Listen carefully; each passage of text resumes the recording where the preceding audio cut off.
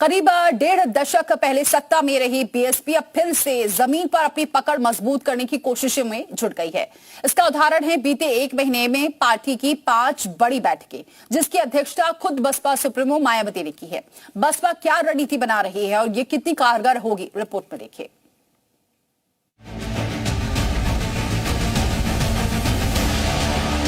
एक समय यूपी पर हुकूमत करने वाली बीएसपी अब जमीन पर अपनी जगह तलाश रही है।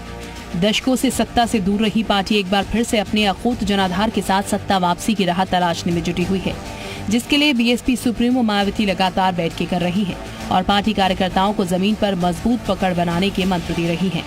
मायावती की अध्यक्षता में लखनऊ में पिछड़ा वर्ग भाईचारा कमेटी की बैठक हुई। यूपी में 50% से ज्यादा ओबीसी आबादी है और बीएसपी ने इस बार इसी आबादी पर अपनी नजरें टिकाई हुई है।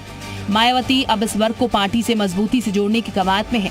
देखिए, बीएसपी के पास पूरा ओबीसी समाज पहले भी था और फिर आने के लिए तैयार है, क्योंकि बीच में गुमराह करके कुछ लोगों ने अलग तो किया था, लेकिन उसको सच्चाई ये मालूम हुई कि अगर उसका हक अधिकार कहीं से मिला है तो बहुजन समाज पार्टी से मिला है।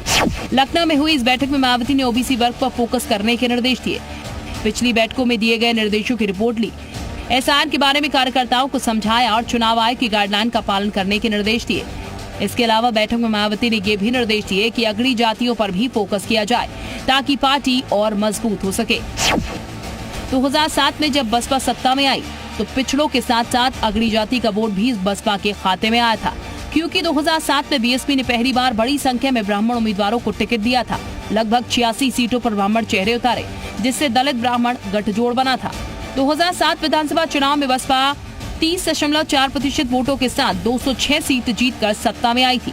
तब सपा को 25.4% वोट के साथ 97 सीटों पर जीत हासिल हुई थी।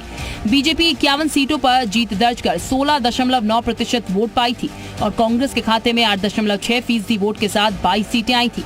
एक बार फिर से बसपा पिछड़े वोट के साथ अगड़ी जातियों का जनाधार जुटाने की कोशिश में जुट गई है, ताकि दशकों का पड़ा सूखा समाप्त किया जा सके और एक बार फिर लखनऊ की कुर्सी पर बसपा कब्जा जमा सके।